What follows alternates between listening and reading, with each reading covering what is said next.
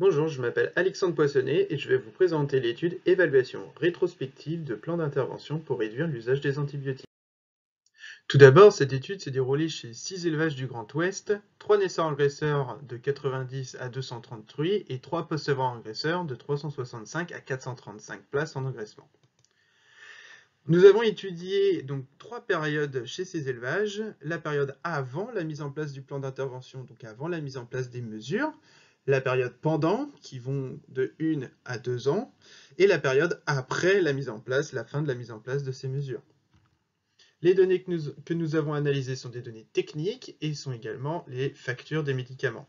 Ainsi, avec ces données, nous avons pu faire un suivi d'utilisation des antibiotiques, ainsi qu'un suivi des dépenses de santé et aussi une analyse économique. Les premiers résultats, donc 31 mesures ont été mises en place dans ces élevages, principalement des traitements homéopathiques, puisqu'il y en a eu 9.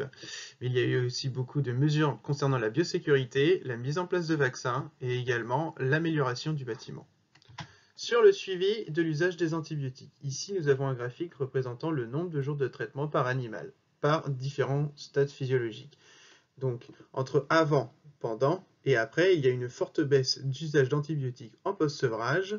Par contre, concernant les truies, les porcelets sous la mer et l'engraissement, il y a d'abord eu une augmentation, une légère augmentation pour avoir ensuite une baisse.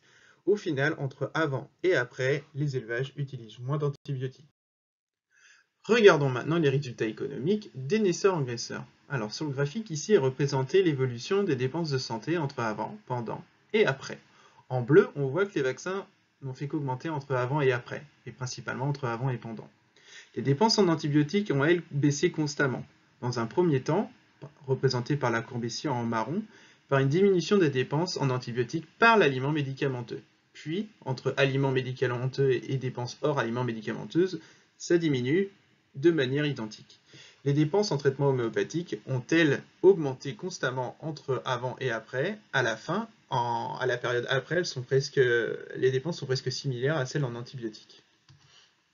Maintenant, regardons la marge standardisée, qui est calculée à partir des performances techniques. On observe que celle-ci augmente entre avant et pendant et reste stable entre pendant et après, en incluant les dépenses de santé, qui, dépenses de santé totales, ont augmenté au fil des périodes. Eh bien, on voit que la marge touchée par l'éleveur reste supérieure entre avant et après chez les naisseurs-engraisseurs. Regardons maintenant les résultats des post-sevreurs-engraisseurs. Alors, quand on regarde l'évolution des dépenses en vaccins, on voit qu'elles ont augmenté puis diminué. Au final, entre avant et après, il y a peu de différence. Pour les antibiotiques, c'est différent. Ils ont bien diminué de manière constante entre avant, pendant et après, principalement dans un premier temps, comme pour les naisseurs-engraisseurs, par une diminution des antibiotiques par aliment médicamenteux. L'évolution des dépenses au traitement homéopathique, elle, a fortement augmenté, entre avant et pendant principalement, et a continué entre pendant et après. Concernant la marge standardisée, on voit qu'elle augmente dans un premier temps, puis diminue. Au final, entre avant et après, il n'y a pas de différence de marge. L'éleveur touche autant d'argent entre avant et après, mais utilise moins d'antibiotiques.